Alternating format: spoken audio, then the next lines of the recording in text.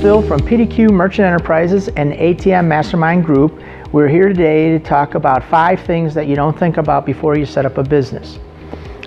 The first thing, how significant the name is. Oftentimes people just pick a name either off their own personal name or a random name out of a hat.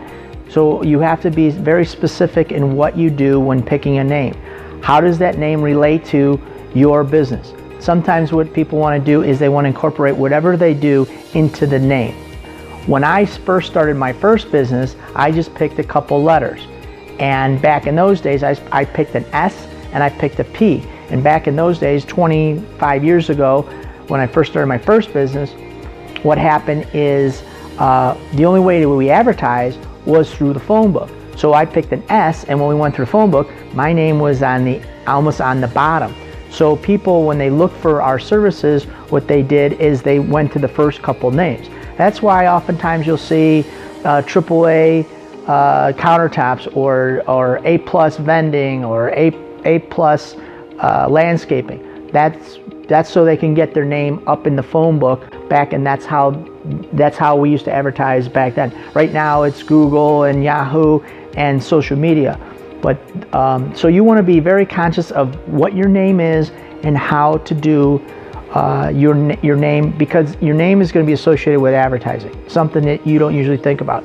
The second thing is, do I incorporate or not? When you pick the name and then you go to incorporate your business, sometimes that name is already taken. So what you want to do is you want to make sure that when you pick the name isn't already taken, because then you make all these fancy the stationery and you go out for a year or two with that name, and then you go to incorporate and you figure out, oh my goodness, it's already taken that name, and now you have to start all over.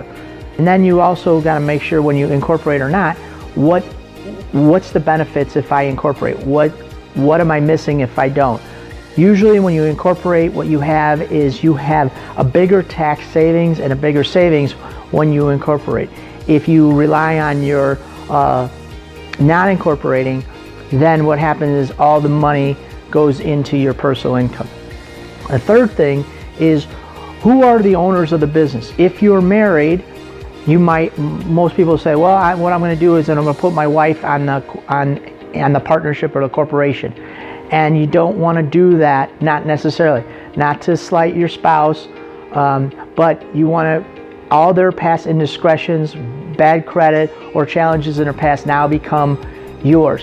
Your wife or your spouse could still own that business because you are married. However, you might want to just simplify things and don't put them on that business.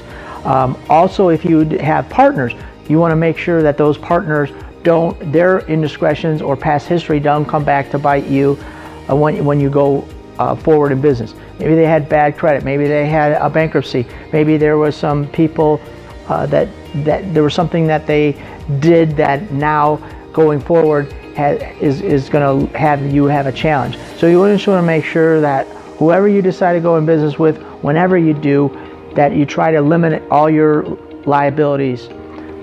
The fourth thing you want to do is the address of the business. You're just starting out. Where do I put the address? A lot of people make the mistake is if they're living in an apartment or if they have a condo or a house, they put the address of the business at that same spot. And then a year or 2 years down the road, they decide to move. Now all that stationery, all that information was directed to that address, and now you move. And you might move 2 or 3 more times. So you want to be real conscious of where you want to put the address. And number 5 is the business phone number.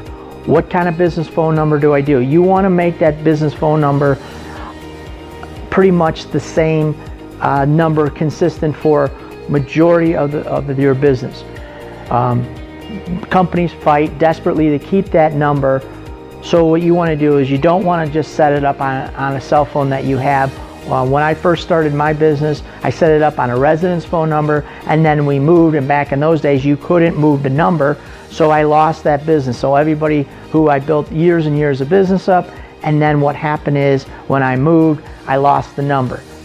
So what you want to do is you want to set up a number, pick a number that's going to stay with you in your mind for maybe 10, 20, 30 years. for the business. That'll drive traffic, and in business what we want to do is be very consistent. So when you do this, make sure that this is something that you're going to keep for a long time. Again, this is Phil from PDQ Merchant Enterprises and the ATM Mastermind Group. You can look at the link below. You can also subscribe to our YouTube channel. Hope these tips are helpful. Thank you very much.